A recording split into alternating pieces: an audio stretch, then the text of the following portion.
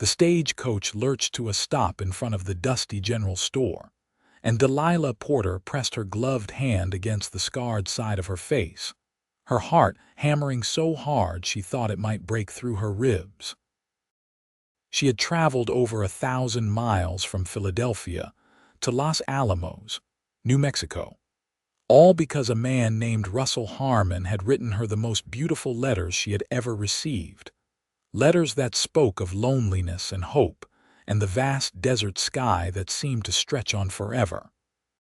But Russell Harmon had never seen her face, not truly, because the daguerreotype she had sent him was from before the fire that had changed everything about her life 3 years ago, when she was 20 years old. Now, at 23, Delilah stepped down from the stagecoach with her carpetbag clutched in one trembling hand, and her wide-brimmed bonnet pulled low to cast shadows across the right side of her face, where the scars twisted from her temple down to her jaw. The year was 1878, and Los Alamos was everything the letters had promised. A small town carved out of the New Mexico territory with buildings that seemed to crouch against the desert heat, their wooden facades bleached pale by the relentless sun. Tumbleweeds rolled lazily down the main street, and somewhere in the distance, she could hear the lowing of cattle and the sharp crack of a hammer against an anvil. "Miss Porter." The voice was deep and rough, like gravel mixed with honey, and when Delilah looked up, she saw him standing there in the afternoon light. Russell Harmon was tall and lean, with shoulders that spoke of years spent working the land. His hair was dark brown and slightly too long, curling at the edges beneath his worn hat, and his eyes were the color of warm amber. He had a strong jaw covered with several days of stubble, and his hands, she noticed, were calloused and scarred from honest work. He was perhaps 26 or 27, handsome in a rugged way that made her heart skip, and when he looked at her, there was such genuine warmth in his expression that she almost forgot to be afraid. "Yes," she managed, her voice barely above a whisper. "Mr. Harmon, Russell, please." He smiled, and it transformed his whole face, made him look younger and somehow vulnerable. "I am mighty glad you made it safe. The journey from Philadelphia is not an easy one." Delilah nodded, keeping her face angled away from him, using her bonnet as a shield. She had practiced this for weeks, the careful positioning of her head, the way she could let her hair fall forward just enough to hide the worst of the damage. But her hands were shaking, and she knew that soon he would see, and when he did, everything would change. Men always changed when they saw. "Let me get your trunk," Russell said, moving toward the stagecoach driver who was already hauling down her battered traveling trunk. "I have a wagon just over here.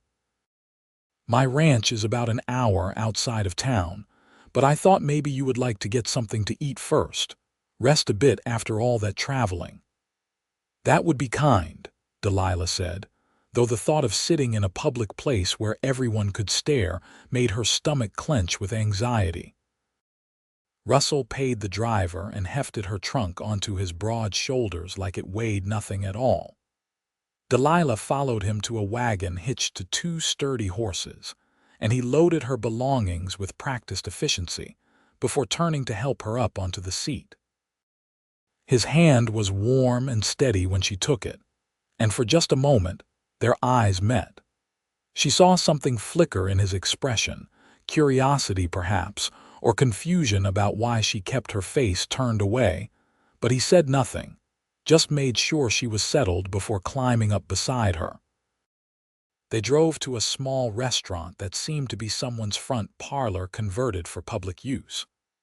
The woman who ran it, a plump Mexican lady with kind eyes and graying hair, greeted Russell like an old friend and showed them to a table near the window. Delilah sat with her scarred side facing the wall, a maneuver she had perfected over the past 3 years, and kept her bonnet on despite the stuffy warmth of the room. "Maria makes the best enchiladas in the territory," Russell said, settling into his chair with an easy grace. "Though I should warn you, she makes them spicy enough to wake the dead." "I do not mind spice," Delilah said, risking a glance at him. He was watching her with those amber eyes, not with the cold assessment she had learned to expect from strangers, but with genuine interest, as though he truly wanted to know her. "Your letters," Russell began, then paused, seeming to search for words. "They meant a lot to me. I am not much of a writer myself, but reading what you sent, about books and poetry and the way you see the world, it made me feel less alone out here." Delilah felt warmth bloom in her chest despite her fear. "Your letters were beautiful," she said honestly. "The way you described the desert, the stars at night, the cattle drives. I felt like I could see it all through your words." They talked while Maria brought them plates of food, and Delilah found herself relaxing incrementally, though she never forgot to keep her face angled just so. Russell told her about his ranch, how he had built it up from nothing over the past 6 years, how he ran cattle and bred horses, and was trying to make something lasting out of this hard land. He spoke about his parents who had died of fever when he was 18, about the loneliness that had finally driven him to place an advertisement for a mail-order bride, about his hopes for the future. "I want a family," he said simply. "I want someone to share this life with, someone to talk to at the end of the day, someone to build something with. I am not looking for perfection, Miss Porter. I am just looking for someone real." Delilah's throat tightened, and she set down her fork carefully. "Mr. Harmon, Russell, there is something I need to tell you." "All right," he said, his expression open and patient. She took a deep breath, her fingers trembling as she reached up to push back her bonnet. "The daguerreotype I sent you was from before the fire. I need you to see me as I truly am now, and if you want to put me back on that stagecoach tomorrow, I will understand." Very slowly, giving him time to prepare himself, Delilah turned her face fully toward him. She heard his sharp intake of breath, and her heart cracked just a little, the way it always did when someone saw the scars for the first time. The right side of her face was a landscape of twisted skin, ridged and discolored, pulling at her eye and mouth, extending down her neck and disappearing beneath the high collar of her traveling dress. She had learned not to cry about it anymore, learned to accept the gasps and the turned faces and the pity, but this was Russell, and she had let herself hope, just a little. Russell was silent for a long moment, and Delilah waited for the inevitable excuses, the carefully worded rejection. But then he did something that shocked her so completely that she could not move. He reached across the table and very gently touched her hand. "I see only beauty," he said quietly, and his voice was rough with emotion. "Whatever happened to you, whatever pain you have carried, it does not change that you are beautiful." Delilah felt tears spring to her eyes, hot and unexpected. "You do not have to say that. I am saying it because it is true." Russell's grip on her hand tightened just slightly. "I have scars too, Delilah. Maybe not on my face where everyone can see them, but I have them. We all do. The fire that marked you does not define you. Your letters showed me who you are, your kindness and your intelligence and your courage. That is what I see when I look at you." "Most men do not feel that way," she whispered. "Then most men are fools." Russell's jaw tightened. "Did someone hurt you?" "After the fire, I mean," Delilah nodded slowly. "I was engaged to a man named Thomas who said he loved me.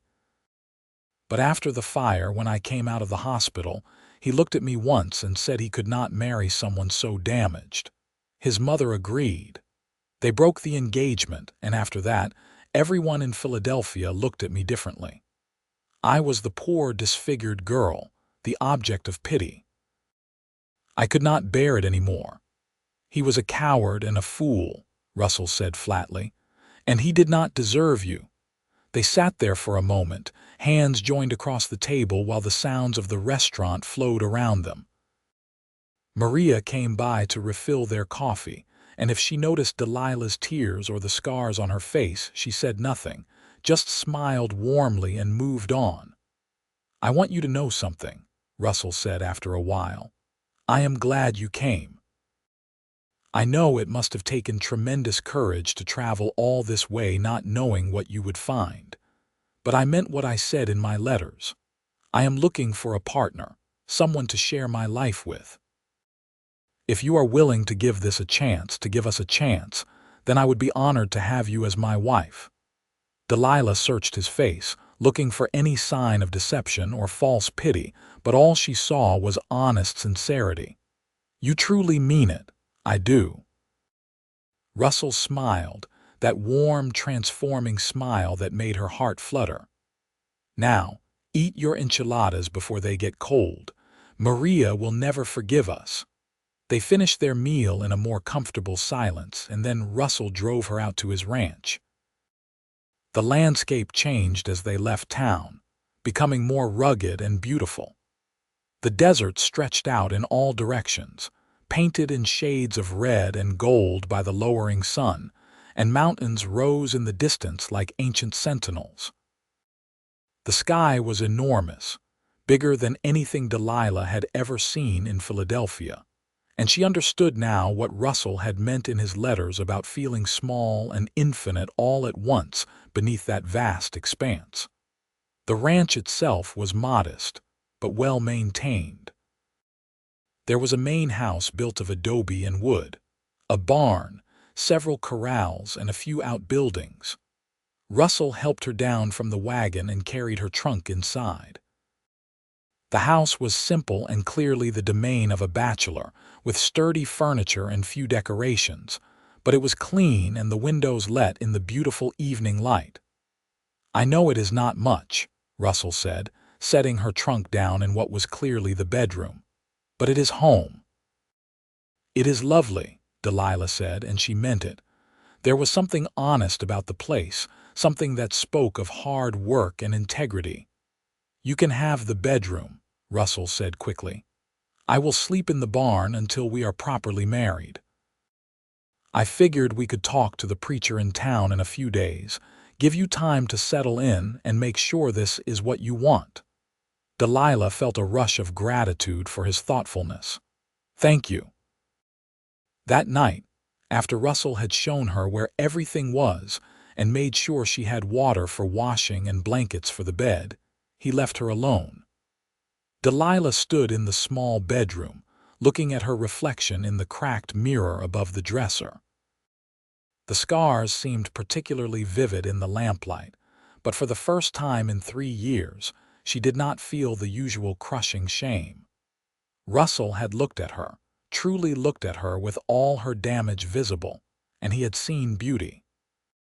She was not sure she believed him yet, not entirely, but the possibility that he might be telling the truth made something painful and tight in her chest begin to loosen. Over the next few days, Delilah began to learn the rhythms of ranch life.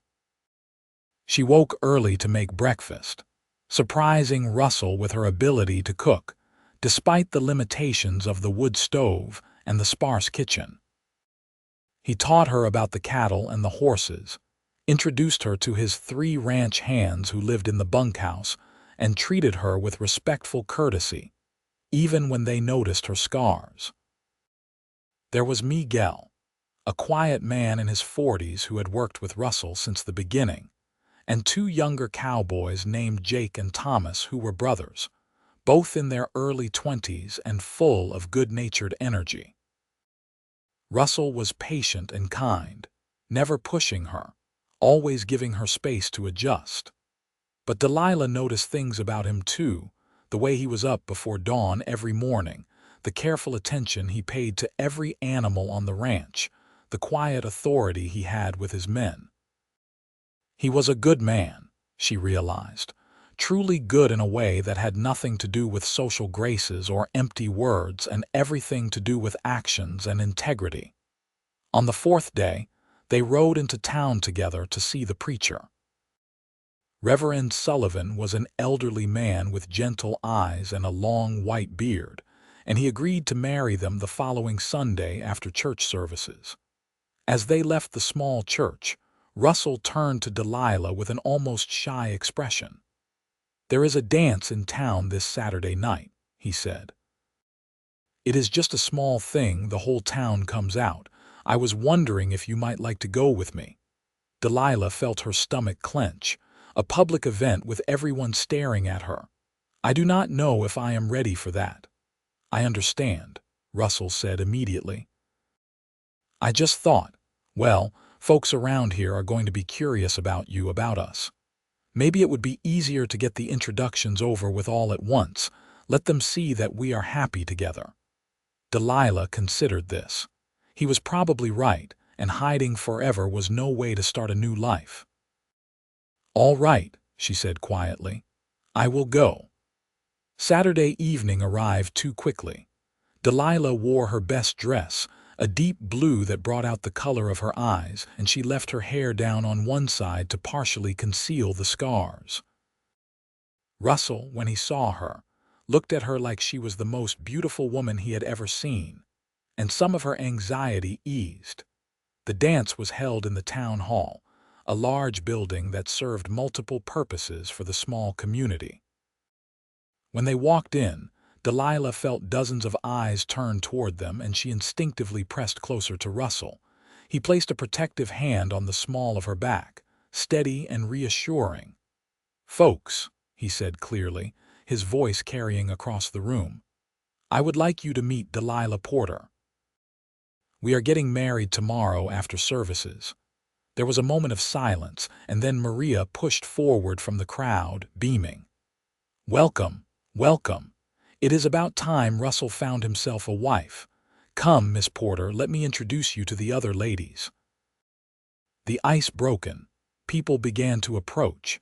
Some stared at her scars with undisguised curiosity. Others tried very hard not to look at them at all, but most seemed willing to accept her as Russell's choice.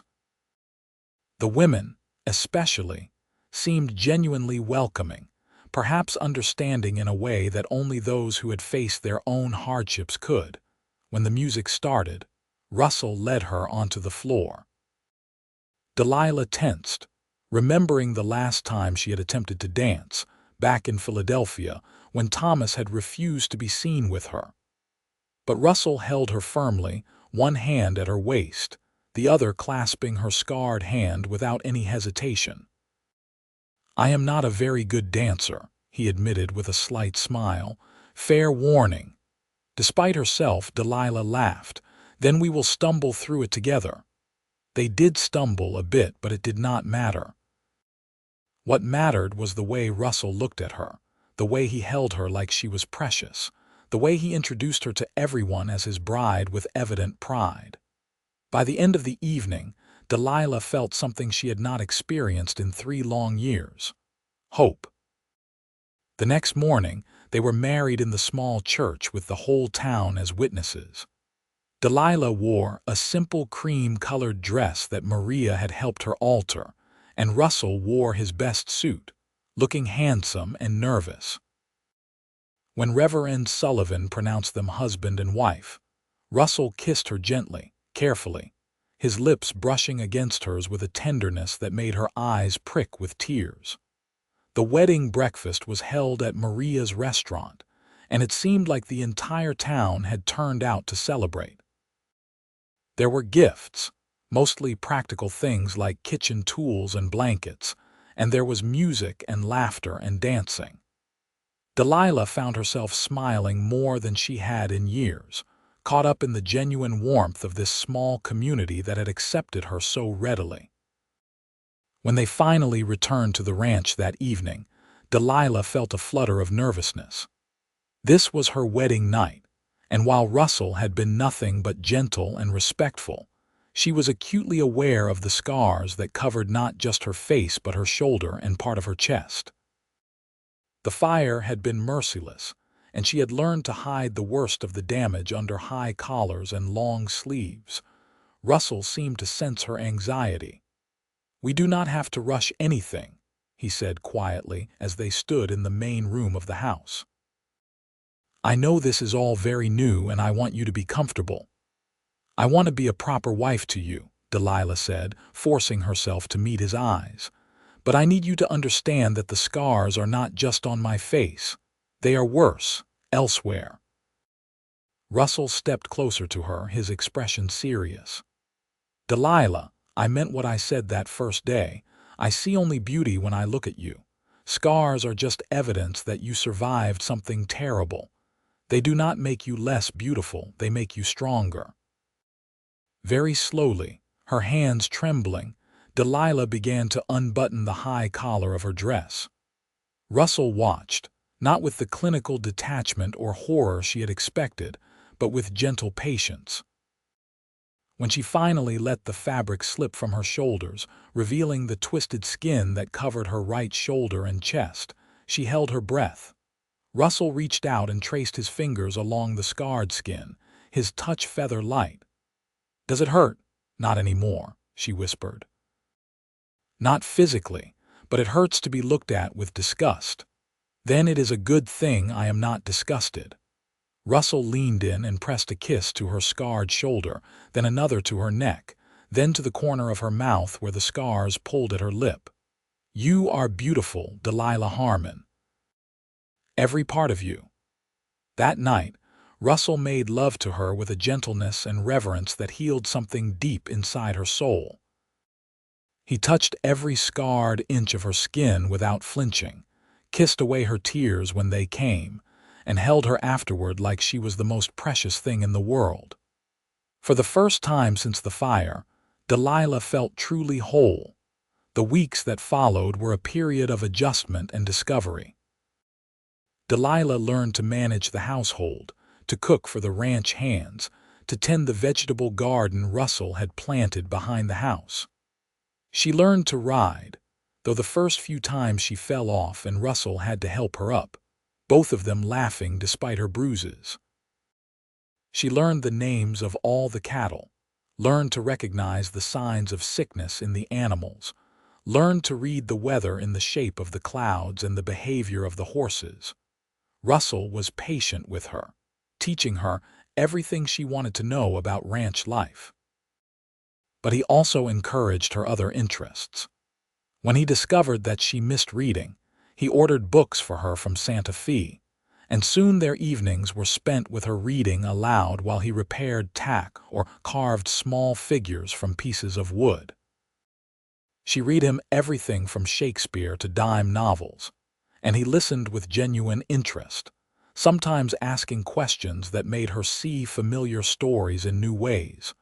One evening, about 2 months after their wedding, Delilah was preparing supper when she heard shouting from outside.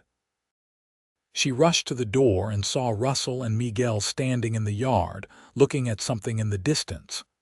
Dark smoke was rising from the direction of the southern pasture. "Fire," Russell said grimly when she joined them. "Lightning must have struck something. Miguel, get Jake and Thomas. We need to move the cattle before the fire spreads." Delilah felt ice flood her veins. Fire. The word alone was enough to make her freeze, to bring back memories of flames and screaming and unbearable pain. But Russell was already moving, already shouting orders, and she forced herself to breathe. "What can I do?" she asked, proud that her voice came out steady. Russell turned to her, his face tight with worry. "Stay here, please. Keep water ready in case any sparks reach the house." "I can help," Delilah insisted. "I can ride now. I can help move the cattle." "Delilah, no. It is too dangerous, and I cannot worry about you while I am trying to save the herd." She wanted to argue, but she saw the fear in his eyes, fear for her, and she realized that he needed her to be safe so he could focus on what had to be done. "Be careful," she said instead, reaching up to touch his face. "Please be careful." He kissed her quickly, fiercely. "I will. Stay safe." Then he was gone, riding hard toward the smoke with his men. Delilah stood in the yard for a long moment, watching the smoke billow higher, feeling the old terror threatening to overwhelm her. But she was not that helpless girl in Philadelphia anymore. She was Russell's wife, and this was her home too. She spent the next several hours preparing for the worst. She filled every bucket and barrel with water, soaked blankets and hung them on the windward side of the house, moved the chickens into their coop and closed them in. The smoke grew thicker, and she could smell the burning grass even from the ranch house.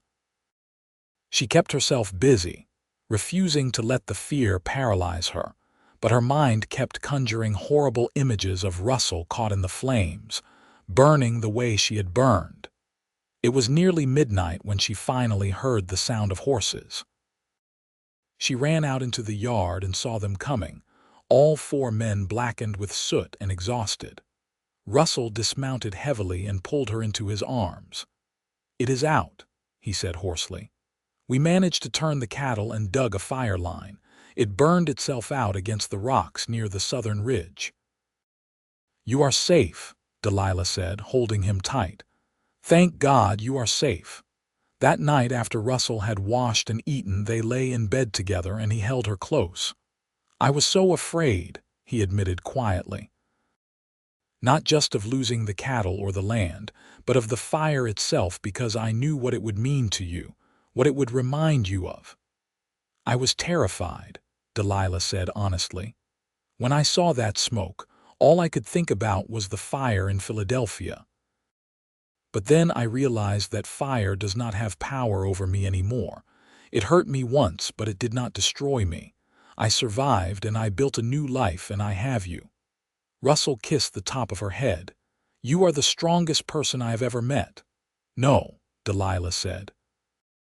"I am just someone who learned that scars do not define us. You taught me that." As autumn gave way to winter, the ranch settled into a different rhythm. The cattle were moved to lower pastures, and much of the work shifted to maintenance and preparation for spring. Russell and Delilah grew closer with each passing day, learning each other's habits and preferences, building a life together from countless small moments of shared joy and occasional disagreement. Delilah had never been happier. The loneliness that had plagued her in Philadelphia, the constant awareness of people staring at her scars, all of that had faded. Here in Los Alamos, she was simply Russell's wife, a valued member of the community. The women invited her to their quilting circles and asked her advice about books and teaching their children to read. The men tipped their hats to her respectfully, and sometimes asked Russell how he had gotten so lucky. In December, Maria threw a Christmas celebration at the restaurant, and the whole town attended. There was food and music, and a sense of community that Delilah had never experienced in the more formal society of Philadelphia. Russell gave her a beautiful shawl he had ordered from Santa Fe, dyed in shades of blue and green, and she gave him a shirt she had sewn herself, embroidered with careful stitches around the collar. "I am not very good at embroidery yet," she said nervously as he unfolded it. "But I wanted to make you something." "It is perfect," Russell said, and the way he looked at her made her believe him. That night, as they walked home under a sky blazing with stars, Russell stopped and turned to face her. "I need to tell you something." "What is it?"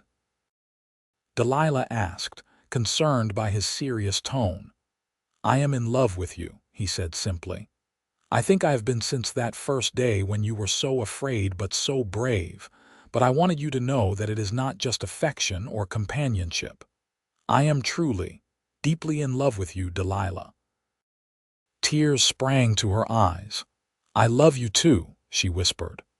"I did not think I could ever feel this way again after Thomas, after everything that happened, but you made me believe in love again, in myself again." They kissed under the vast New Mexico sky, and Delilah felt a completeness she had never imagined possible. The new year of 1879 brought changes. In late January, Delilah realized that her monthly courses had not come, and she began to suspect that she might be pregnant. She waited another few weeks to be certain before telling Russell, nervous about how he might react. She chose a quiet evening after supper, when they were sitting together by the fire. "Russell, I have something to tell you." He looked up from the piece of leather he was working into a new bridle. "What is it?" "I believe I am with child," Delilah said, watching his face carefully for a moment. Russell just stared at her, and then a smile broke across his face like the sun coming up over the desert. "Truly, I believe so. It is still early, but all the signs are there." Russell set aside his work and pulled her into his arms, holding her tight. "This is the best news," he said, his voice thick with emotion. "The very best news." The pregnancy progressed smoothly, though Delilah found herself exhausted in the early months and sick most mornings. Russell was attentive and concerned, taking on extra work around the house to spare her, bringing her mint tea to settle her stomach, reading to her in the evenings when she was too tired to read herself. As her belly began to swell, Delilah sometimes worried about what the baby would look like, whether her scars might have somehow marked the child. But Russell always dismissed these fears, insisting that their baby would be perfect no matter what.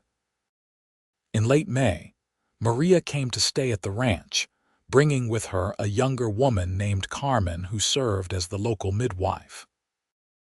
Delilah's pains started in the early hours of the morning, and Russell paced outside the bedroom door like a caged mountain lion, while Maria and Carmen helped her through the long hours of labor. It was late afternoon when the baby finally came, a squalling red-faced boy with a shock of dark hair and lungs like a blacksmith's bellows. Carmen cleaned him and wrapped him in a soft blanket while Maria helped Delilah, and then they placed the baby in her arms.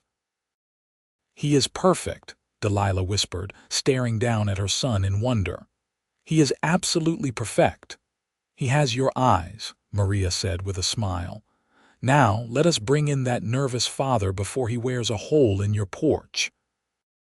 Russell came in looking pale and terrified, but when he saw Delilah holding their son, his whole face softened. "Is he all right? Are you all right?" "We are both fine," Delilah assured him. "Come meet your son." Russell sat carefully on the edge of the bed and looked down at the baby with an expression of such pure love and awe that Delilah felt her heart might burst. "He is beautiful," Russell said hoarsely. "What should we name him?" They had discussed names during the pregnancy, but looking at her son, Delilah suddenly knew exactly what felt right. "I would like to name him James, after your father," she said. "James Russell Harmon." Russell's eyes filled with tears. "That would mean everything to me." Baby James was a healthy, hungry child who kept them both awake most nights for the first few months. But Delilah had never been happier, even exhausted and covered in spit-up. Russell was a devoted father, taking James for long walks around the ranch, showing him the horses and cattle, singing to him in a soft, slightly off-key voice that made Delilah's heart melt. The community celebrated the new arrival with gifts and visits, and Delilah marveled at how completely her life had transformed. A year and a half ago, she had been a lonely, scarred woman in Philadelphia, convinced that she would never know love or family. Now she had a husband who adored her, a beautiful son, and a home in this wild, beautiful place. As James grew from infant to toddler, Delilah's confidence grew too. She no longer thought constantly about her scars or worried excessively about people staring. When James was old enough to notice the twisted skin on her face and shoulder, he simply accepted it as part of who his mother was, touching her scars with his chubby little hands and smiling up at her with unconditional love. Russell expanded the ranch steadily, buying more cattle and breeding horses that were becoming known throughout the territory for their strength and intelligence. He built an addition onto the house, adding 2 more bedrooms and a larger kitchen, preparing for the family he hoped they would continue to build. When James was 2 years old, Delilah became pregnant again. This time she felt more confident, more prepared for what was coming. The pregnancy was easier than the first, and when her time came in the autumn of 1881, she labored for only a few hours before delivering a healthy baby girl with her father's amber eyes and her mother's determined spirit. They named her Sarah, and James was immediately fascinated by his little sister, wanting to help with everything from feeding to changing her diapers. Russell joked that they had better start planning an even bigger house if they kept going at this rate, but Delilah could see how pleased he was, how much he loved being a father. The years passed in a rhythm of seasons and growth. James grew into a serious, thoughtful boy who loved the ranch and the animals and his little sister with equal devotion. Sarah was fearless and energetic, always getting into things she should not, always asking questions that made both her parents laugh. In 1884, they welcomed another son, Daniel, and then in 1887, their youngest child, a daughter they named Elizabeth. The house was always full of noise and activity, and Delilah often thought about how different her life had turned out from what she had imagined. If someone had told her, that day she stepped off the stagecoach in Los Alamos with her face hidden and her heart full of fear, that she would find this much happiness, she would never have believed them. Russell's hair started to show silver at the temples, and Delilah noticed the fine lines around his eyes deepening, but she thought he had never looked more handsome. He was a respected man in the community now, someone people turned to for advice and leadership. The ranch had prospered, and they employed 6 full-time ranch hands and had built a larger bunkhouse to accommodate them. Miguel, who had been with Russell from the beginning, was now the ranch foreman, his loyalty and hard work repaid with trust and friendship. Jake and Thomas had both married local girls and started their own small ranches nearby with Russell's help and advice. New hands came and went, but the core of the operation remained strong. One evening in the spring of 1889, Delilah stood on the porch of their home, watching the sun set over the desert in a blaze of orange and gold. She was 34 years old now, and the scars that had once defined her entire existence were just a part of her face, no more important than the laugh lines around her eyes or the sun-weathered tone of her skin. Russell came up behind her and wrapped his arms around her waist, resting his chin on her shoulder. "What are you thinking about?" "Everything," Delilah said, leaning back against him. "That first day when I arrived, how terrified I was. How certain I was that you would reject me once you saw my face." "I was terrified too," Russell admitted, "worried that you would take one look at this hard life and want to go back to civilization." "This is civilization," Delilah said, gesturing to the ranch, to the distant sound of their children playing in the barn. "This is everything that matters." They stood there in comfortable silence, watching as the stars began to appear in the darkening sky. James came running up from the barn, 10 years old now and already nearly as tall as his mother, calling that one of the mares was foaling and did they want to come watch. Sarah and Daniel came tumbling after him, 6 and 5 respectively, while little Elizabeth toddled along behind, determined not to be left out at age 2.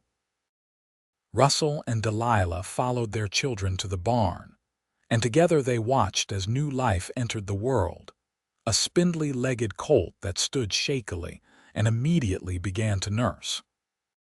James was asking 100 questions. Sarah was trying to pet the colt despite everyone telling her to give it space. Daniel was mimicking the mare's soft, nickering sounds, and Elizabeth was clapping her hands in delight. Delilah looked at her family, at this life they had built together, and felt overwhelming gratitude. The fire that had scarred her had seemed like the end of everything, but it had really been the beginning. It had brought her to Los Alamos, to Russell, to this beautiful, complicated life full of love and work and meaning. "Thank you," she said softly to Russell. "For what?" "For seeing me," Delilah said. "For looking past the scars and seeing who I really was." Russell took her hand and squeezed it gently. "I told you the truth that very first day.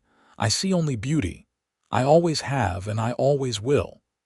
As the years continued to pass, the Harmon Ranch became known throughout New Mexico territory for its quality livestock and the integrity of its owners.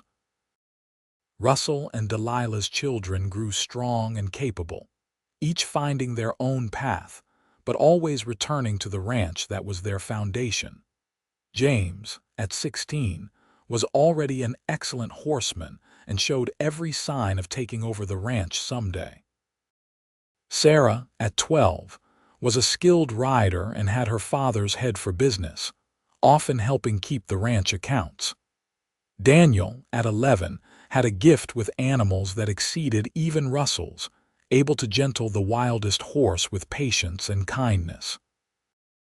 And Elizabeth, at 8, was the family storyteller, always spinning tales that kept her siblings entertained and showing an interest in books that reminded Delilah of herself at that age.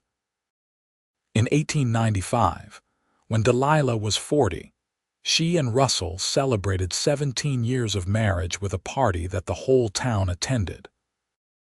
Maria, now quite elderly but still spry, insisted on catering the event at the ranch, and people came from miles around to celebrate the couple that had become a cornerstone of the Los Alamos community. During the party, Russell stood up to make a toast. The crowd quieted, and he looked at Delilah with that same warm love that had never faded over all their years together.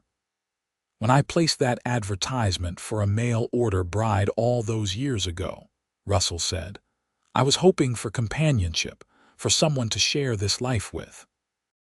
What I got was so much more than I ever dreamed possible. Delilah, you have given me not just a family, but a home in the truest sense of the word. You have made me a better man, a better father, a better human being. I love you more today than I did on that first day in Los Alamos, and I will love you more tomorrow than I do today." Delilah's eyes filled with tears as the crowd applauded, and she stood to meet Russell as he came to her side. "You gave me my life back," she said, her voice carrying across the suddenly quiet gathering. "You showed me that beauty is not about perfection, that love is not about surface appearances, that courage means being vulnerable enough to let someone truly see you. I am grateful every single day for the life we have built together." They kissed while their children whooped and hollered and their friends cheered, and Delilah felt that same flutter in her heart that she had felt all those years ago when Russell first told her he saw only beauty. As the party continued into the evening, with music and dancing and laughter echoing across the ranch, Delilah found herself thinking about all the mail-order brides who had come west over the years, all the women seeking new lives and new chances. She hoped they all found what she had found with Russell, not just a husband or a home, but the freedom to be wholly themselves, scars and all. The turn of the century brought changes to New Mexico territory. Talk of statehood was becoming more serious, and the Wild West that Russell and Delilah had known was slowly being tamed. Barbed wire fences crisscrossed the open range, the railroad had expanded, and Los Alamos itself had grown from a tiny desert town to a thriving community with a school, a proper church, and even a small library that Delilah had been instrumental in establishing. But through all the changes, the Harmon Ranch remained constant, a place of hard work and honest dealing, of family and love. Russell's hair had gone completely silver, and he moved a bit slower than he once had, but he was still strong and vital, still up before dawn to greet each day. Delilah's own hair had started to gray as well, and she wore spectacles now for reading, but she felt more beautiful than she ever had in her youth. The scars on her face and shoulder had faded somewhat with time, becoming less angry and prominent, but they were still visible, still a permanent marker of what she had survived. She no longer covered them or hid them, wearing her hair pulled back and her collars modest but not concealing. They were part of her story, and she had learned to wear them with pride. In 1898, James married a local girl named Catherine, and they built a house on the western section of the ranch. The following year, they welcomed Russell and Delilah's first grandchild, a boy they named Russell after his grandfather. Delilah held her grandson for the first time and marveled at the continuation of life, the way one generation flowed into the next. Sarah, true to her independent nature, announced that she wanted to attend college in Santa Fe, something almost unheard of for young women in their community. Russell and Delilah supported her decision despite some raised eyebrows from neighbors, and they were immensely proud when she became a teacher, eventually returning to Los Alamos to teach at the school there. Daniel took over much of the day-to-day running of the ranch as Russell gradually stepped back, and he showed the same integrity and work ethic his father had always modeled. Elizabeth, their youngest, married a newspaperman from Albuquerque and became a writer herself, publishing stories about life in New Mexico that were read throughout the territory. As they moved into the new century, Russell and Delilah found themselves with more time to simply enjoy each other's company. They took long rides together across the ranch, sat on the porch in the evenings watching the sunset, read books aloud the way they had when they were first married. Russell built Delilah a small greenhouse where she could grow flowers year-round, and she planted roses and wildflowers that bloomed in defiance of the harsh desert climate. One evening in the summer of 1903, as they sat together watching their grandchildren play in the yard, Russell turned to Delilah with a thoughtful expression. "You ever think about how different your life would have been if you had not gotten on that stagecoach?" he asked. Delilah considered this. "Sometimes," she admitted, "I think about the woman I was in Philadelphia, how small my world had become, but honestly I cannot imagine any other life now. This is where I belong." "I think about it too," Russell said, "about how close I came to never meeting you. If I had not placed that advertisement, if you had not answered, if you had changed your mind and gone back to Philadelphia after seeing how rough things were here. But I did answer, and I did come, and I stayed," Delilah said, taking his hand. "And we built this beautiful life together."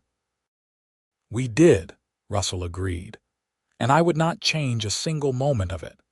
They sat in comfortable silence, the years stretching behind them full of memories and love. The sun painted the desert in shades of gold and crimson, and somewhere in the distance, cattle lowed peacefully. Their grandchildren's laughter rang out clear and joyful, and inside the house, they could hear Daniel and his wife preparing supper. Delilah thought about that terrified young woman who had stepped off the stagecoach in Los Alamos 25 years ago, and she wished she could go back and tell her that everything would be all right, that the scars she tried so hard to hide would one day seem unimportant, that she would find love and acceptance and a home more wonderful than anything she could imagine. But of course, that woman had found all those things, had lived them, had become the person Delilah was now. The journey had been the point, the struggling and the fear and the moments of pure courage when she chose to show her true self despite her terror. "I love you," Delilah said to Russell, the words as fresh and true as they had been the first time she said them. "I love you too," Russell replied, and in his amber eyes she could still see that same look he had given her on their first meeting. "And I still see only beauty." As 1905 rolled around, Russell and Delilah celebrated their 27th wedding anniversary surrounded by their children, their grandchildren, and a community that had become their extended family. Miguel, now quite elderly but still living in a small house on the ranch, made a toast to the couple who had shown him what it meant to build something lasting through dedication and love. The party was held under the stars, with lanterns strung between the trees and tables laden with food. There was music and dancing, and at one point, all four of the Harmon children got up to speak about their parents, sharing stories that ranged from funny to touching to embarrassingly personal. Through it all, Russell and Delilah sat hand in hand, their fingers intertwined the way they had been for over a quarter century. James spoke about how his father had taught him that real strength came from gentleness, from treating every animal and every person with respect and dignity. Sarah talked about how her mother had shown her that a woman could be both scarred and beautiful, both vulnerable and strong. Daniel shared the lesson both his parents had taught him, that the most important thing you could give someone was your full attention and genuine care. And Elizabeth, ever the storyteller, wove a tale about how her parents' love had created a foundation that allowed all of them to grow and flourish. When it was Delilah's turn to speak, she stood slowly, looking out at the faces gathered in the warm lamplight. Some were old friends who had been there since she first arrived. Others were new faces, younger generations who had heard the story of the mail order bride with the scars and the cowboy who loved her anyway. When I came to Los Alamos in 1878, Delilah began, her voice steady and clear, I was convinced that the fire that had scarred me had destroyed any chance I had for real happiness. I thought I was coming here to a man who might be willing to tolerate me, to look past my disfigurement out of loneliness or desperation. What I found instead was a man who truly saw me, all of me, and loved what he saw. She turned to look at Russell, who was watching her with that familiar, warm expression. You taught me that our scars, whether visible or hidden, do not define us. They are simply part of our story, proof that we survived something difficult. You showed me that beauty is not about perfection, but about authenticity, about being brave enough to show your true self to another person and trust them to handle your heart with care. Russell stood and joined her, and they faced their family and friends together. We have built a good life here, Russell said. Not a perfect life because perfect does not exist, but a real life full of hard work and joy and challenge and love. That is all anyone can ask for. The celebration continued late into the night, and when everyone had finally gone home and the last lantern had been extinguished, Russell and Delilah walked slowly back to their house. They were both in their 50s now, grandparents many times over, with more years behind them than likely ahead. But they still held hands like newlyweds, still found reasons to laugh together, still looked at each other with love in the bedroom. As they prepared for sleep, Delilah caught sight of herself in the mirror. The woman looking back at her was no longer young, her face lined with age and experience, her hair more gray than brown. The scars were still there, still visible, but they seemed to blend now with all the other marks that life had left on her. What are you thinking? Russell asked, coming up behind her. I am thinking that I am glad the fire happened, Delilah said, and when Russell looked shocked, she hurried to explain. Not glad for the pain or the suffering, but glad for everything that came after. If I had not been scarred, I would have married Thomas and lived my whole life in Philadelphia society, never knowing what real love felt like, never knowing this kind of freedom and authenticity. The fire destroyed one life, but it made this life possible. Russell wrapped his arms around her from behind, and they looked at their reflection together in the mirror. I understand what you mean, he said quietly. Sometimes our greatest tragedies lead us to our greatest blessings. I am grateful for whatever path brought you to me. They climbed into bed, and Russell pulled Delilah close the way he had every night for 27 years. Outside, the desert wind whispered across the land, and somewhere a coyote called to its mate. The ranch slept around them, solid and enduring, a testament to everything they had built together. "You remember that first night?" Delilah asked softly. "When you said you saw only beauty?" "Of course I remember," Russell replied. "And it is still true, Delilah. Every day I look at you and see only beauty." "You changed my life," she whispered. "You gave me back myself." "We changed each other," Russell corrected gently. "That is what love does. It transforms us, helps us become the best versions of ourselves." They drifted off to sleep wrapped in each other's arms. Two people who had found in each other exactly what they needed most: acceptance, understanding, and unconditional love. The years continued their steady march forward, bringing more grandchildren and eventually great-grandchildren as the Harmon family grew and flourished. The ranch prospered under Daniel's management, and James remained a steady presence, working alongside his younger brother to keep the operation running smoothly. Sarah's students in Los Alamos adored her, and she touched countless young lives with her teaching. Elizabeth's stories about New Mexico life were collected into books that people throughout the Southwest read and treasured. Russell and Delilah moved at a slower pace now, but they were still active and engaged in life. They attended church services every Sunday, hosted Sunday dinners for the family, and remained pillars of the Los Alamos community. The library that Delilah had helped establish named a reading room after her, and Russell was asked to serve as a territorial representative, though he declined, saying he was a rancher, not a politician. In the spring of 1910, on their 32nd wedding anniversary, Russell planned a surprise for Delilah. He took her on a trip to Santa Fe, something they had not done in years. They stayed in a nice hotel, ate at fine restaurants, and Russell bought her a beautiful silver necklace with turquoise stones from a local craftsman. "You did not have to do all this," Delilah protested, though she was clearly delighted. "I wanted to," Russell said simply.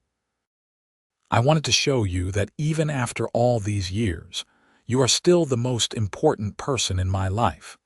You are still the woman I want to celebrate and spoil and love with everything I have." That night, in their hotel room, they made love with the same passion and tenderness that had always characterized their physical relationship. Afterward, lying in the darkness, Delilah felt overcome with emotion at the fullness of her life. "I never knew it was possible to be this happy," she said. "Even when I was young and unmarred, even when I thought I had everything, I never felt like this. Because I did not know myself then, and I did not understand what real love meant." "We have been blessed," Russell agreed. "Not with an easy life, but with a meaningful one. That is so much better." They returned to the ranch renewed and refreshed, ready to embrace whatever years they had left together. But life, as it always does, had other plans. That summer, Russell began to experience chest pains. He brushed them off at first, insisting it was just indigestion or overwork, but when he collapsed while working with the horses one afternoon, Daniel and James insisted on taking him to see the doctor in town. The diagnosis was not good. Russell's heart was weakening, the doctor explained, likely due to decades of hard physical labor and the natural toll of aging. He needed to rest more, to take things easier, to let the younger generation handle the heavy work. Russell, characteristically stubborn, tried to ignore these instructions at first, but Delilah put her foot down. "You have spent 32 years taking care of me," she said firmly. "Now you are going to let me take care of you." So Russell reluctantly stepped back from the daily operations of the ranch, spending more time in the house or sitting on the porch watching the work happen without him. It was hard for him, Delilah knew, to let go of the life he had built, to acknowledge that his body could no longer do everything his will demanded. But he adjusted gradually, finding new ways to contribute through advice and experience rather than physical labor. They spent more time together than they had in years, and in some ways, it felt like a second honeymoon. They talked for hours about everything and nothing, revisited old memories, made plans for the future even knowing that the future might be shorter than they hoped. Russell taught his grandchildren to carve, with the way he had learned as a boy, passing on skills and stories. Delilah finally had time to work on the memoir she had always thought about writing, capturing their story for future generations. In the fall of 1911, on a crisp October evening, Russell suffered a massive heart attack. It happened quickly, while he and Delilah were sitting on the porch watching the sunset. One moment he was holding her hand and commenting on the beauty of the light, and the next he gasped and clutched his chest. "Russell!" Delilah cried, catching him as he slumped forward. Daniel came running at her screams, and between them they got Russell into the bedroom. The doctor was sent for, but by the time he arrived, it was clear there was nothing to be done. Russell's heart was simply giving out after 60 years of faithful service. The family gathered around the bed, all 4 children and as many grandchildren as could fit into the room. Russell was conscious but weak, his breathing labored. "I am sorry," he said to Delilah, his voice barely a whisper. "I wanted more time with you." "We have had 33 beautiful years," Delilah said, tears streaming down her face. "Do not apologize for giving me the happiest life I could have imagined." Russell managed a faint smile. "You are still the most beautiful thing I have ever seen," he said. "From that first day to this last one, only beauty, my love, only ever beauty." Those were his last words. He slipped away peacefully, surrounded by the family they had built together, with Delilah holding his hand the way she had on that first nervous meeting in Los Alamos so many years ago. The funeral was attended by what seemed like the entire territory.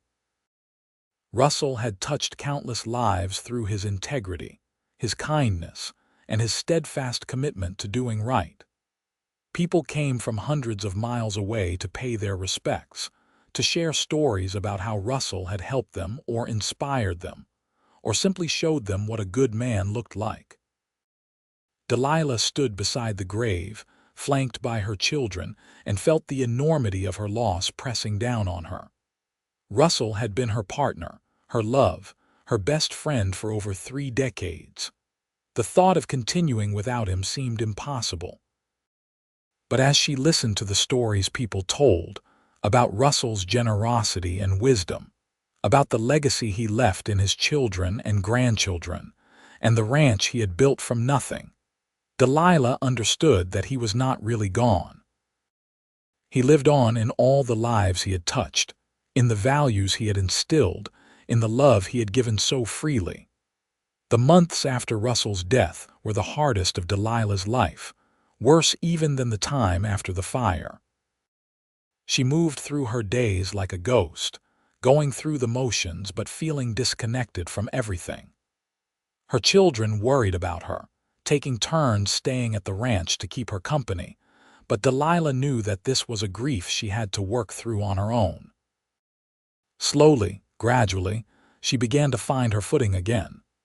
She finished writing the memoir she had started, pouring her love for Russell into every page, capturing their story for future generations. She spent time with her grandchildren and great-grandchildren, finding joy in their innocence and energy. She continued to work in her greenhouse, finding peace in the simple act of nurturing growing things. And she began to understand something important. Russell had not just loved her despite her scars, he had loved her because of everything she was, scars included. He had seen her fully and completely and loved all of it. And in doing so, he had taught her to see herself the same way, to recognize her own beauty and strength and worth. That was the gift he had given her, the legacy that would sustain her through however many years she had left. She was Delilah Harmon, not despite her scars but including them, a woman who had survived and thrived and loved deeply. Russell had helped her become that woman, but the strength had always been in her. In the spring of 1912, on what would have been their 34th wedding anniversary, Delilah organized a special gathering at the ranch. She invited everyone from the community, just as they had done for their anniversary parties when Russell was alive.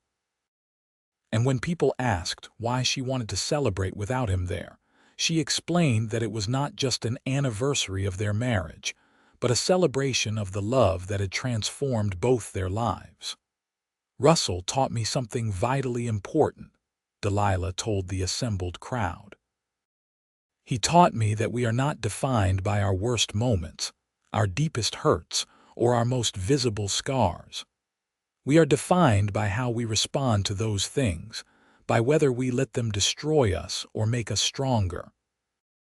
He looked at me and saw beauty because he understood that real beauty comes from courage and authenticity, and the willingness to be vulnerable. She paused, looking around at all the faces, some scarred in their own ways, some hiding hurts that were not visible. "I want all of you to know that Russell's gift to me is something I want to pass on. Whatever you are hiding, whatever you think makes you unlovable or unworthy, you are wrong. You are beautiful exactly as you are, scars and all. Do not waste your life hiding or feeling ashamed. Be brave enough to let yourself be seen." There was not a dry eye in the crowd, and afterward, several people came to Delilah privately to thank her, to share their own stories of shame and survival, to tell her how much her words meant to them. Delilah lived for another 12 years after Russell's death, years filled with family and purpose and quiet contentment. She watched her grandchildren grow up and have children of their own, saw the ranch continue to prosper under Daniel's careful management, attended Sarah's retirement celebration after 30 years of teaching, and traveled to Albuquerque for the publication party of Elizabeth's 5th book. She never remarried, never even considered it. What she had shared with Russell was once in a lifetime, and she was content with her memories and the life they had built together. She kept his photograph on her bedside table and talked to him sometimes in the evenings, sharing news about the family and the ranch, keeping him updated on everything that was happening. In the fall of 1924, at the age of 69, Delilah fell ill with pneumonia. Despite the best efforts of doctors and her devoted family, she did not recover. On an October evening, with all her children gathered around her bed, she slipped peacefully away. Her last words, spoken so softly that only James, leaning close, could hear them, were, "I see you waiting for me, my love. I see only beauty." Delilah was buried beside Russell in the Los Alamos cemetery, under a sky as vast and beautiful as the one that had welcomed her to New Mexico 46 years earlier. The headstone, chosen by her children, reads simply, "Delilah Porter Harmon, 1855–1924, beloved wife, mother, grandmother.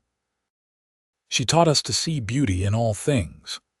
The story of the mail-order bride with scars and the cowboy who loved her became part of Los Alamos folklore, passed down through generations. The ranch remained in the Harmon family, continuing to operate and prosper well into the 20th century. Delilah's memoir, published posthumously by Elizabeth, became a cherished piece of New Mexico history, read by schoolchildren and historians alike. But the real legacy of Delilah and Russell's love was not in property or books or even in the large family they created. It was in the lesson they lived every day of their lives together.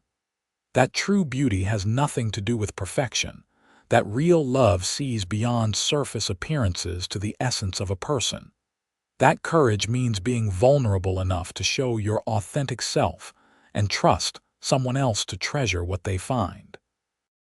Years later, when the great-great-grandchildren of Russell and Delilah would ask about the story of how their ancestors met, they would be told about the brave woman who traveled across the country with her face scarred and her heart hopeful, and about the good man who looked at her and saw only beauty. And they would learn that this was not just a love story, but a story about the transformative power of acceptance, about how being truly seen and truly loved can heal even the deepest wounds. The ranch house still stood, renovated and expanded, but still recognizably the home that Russell had built and Delilah had made beautiful with her presence. The greenhouse she had loved was maintained as a memorial, always full of roses and wildflowers that bloomed against the harsh desert climate, a testament to what could grow and flourish when nurtured with care and love. And on warm summer evenings, when the sun set over the New Mexico desert in blazes of orange and gold, the family would gather on the porch the way Russell and Delilah once had, and they would tell the story again, keeping alive the memory of a love that had proved stronger than fear, deeper than appearance, and more enduring than time itself. That was the true ending to the story of Delilah and Russell, not in death, but in the continuation of the values they had lived, the love they had shared, and the courage they had shown. They had taken their scars, both visible and invisible, and transformed them into sources of strength and wisdom. They had built a life and a family, and a legacy that would endure for generations, proving that sometimes the most beautiful love stories are the ones that begin with honesty about our imperfections and grow through mutual acceptance of our whole, authentic selves. The mail-order bride arrived with scars she tried to hide, and the cowboy said, "I see only beauty." And in doing so, they created something that would echo through time. A reminder that we are all worthy of love exactly as we are, that true beauty shines from within, and that the courage to be vulnerable is rewarded with the deepest connections and the most profound joy.